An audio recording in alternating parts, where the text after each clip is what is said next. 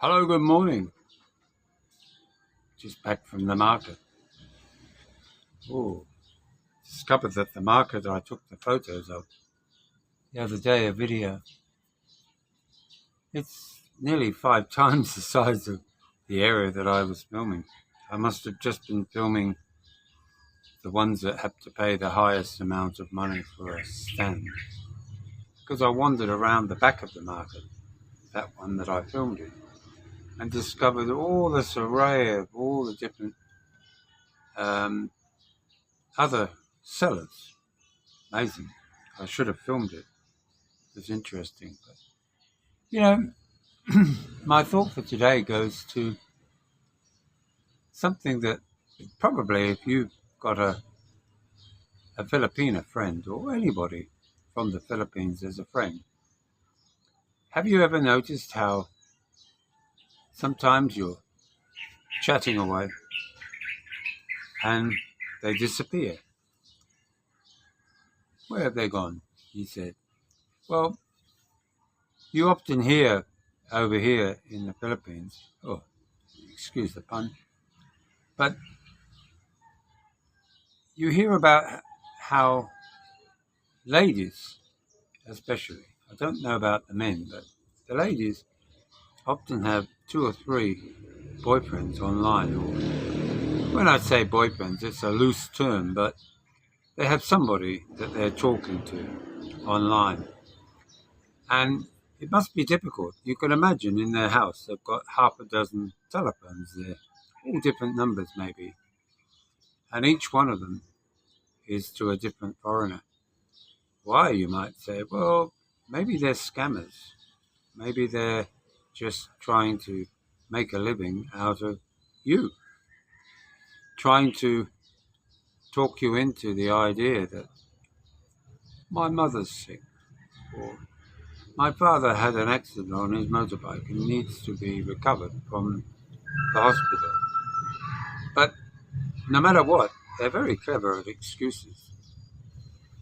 The other one, of course, is if you're an overseas foreign worker or a person overseas anyway, talking to your Filipino here.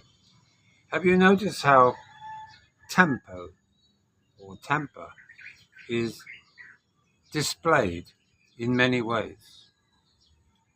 When it's down to text messaging your relationship or chatting online on, say, Messenger or Skype, have you noticed that when they don't like you, you've annoyed them, or you haven't done what they want or expect, they block you? Now, of course, that's more frustrating for you because you can't even ask them, why have you blocked me? So what happens is that you sit there in limbo till they decide to unblock you. Now, of course, if you're having a major discussion with someone and they don't like the conversation going the way it is, what they do by blocking you is make it 10 times more difficult to resolve. So, guys, maybe you need to put your foot down at the beginning when they say, I'm sorry, let's try again. Each time they block you, you think to yourself, how is that trying again? If all they're going to do is block you, how can you communicate if they block you? So it's a message maybe to Filipinos as much as it is to you on the receiving end of maybe being blocked. It's a very childish way of behaving, but come to think about it, a lot of you foreigners often refer to Filipina and Filipino as being somewhat childish in their approach to life. Mm, in some ways, they may be right, but in other ways, no, it's just the way they are. But be aware that it's only momentary. But of course, you then have saving face. And if you block somebody and they can't get hold of you, you can dig your toes in the ground. But how is he supposed to speak to you?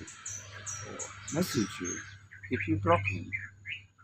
So I suppose both of you have to get that cleared up pretty quick in your relationship.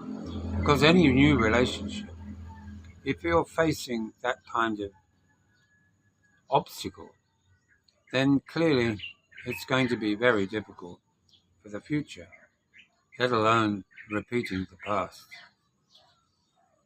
Not a good idea. So just be aware it's part and parcel of their behavior towards you.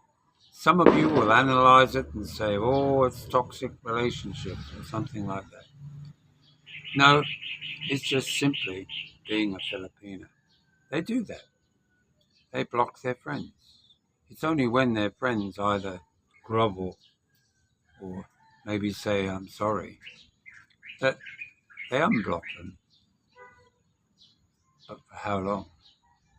That's the question. Bye now.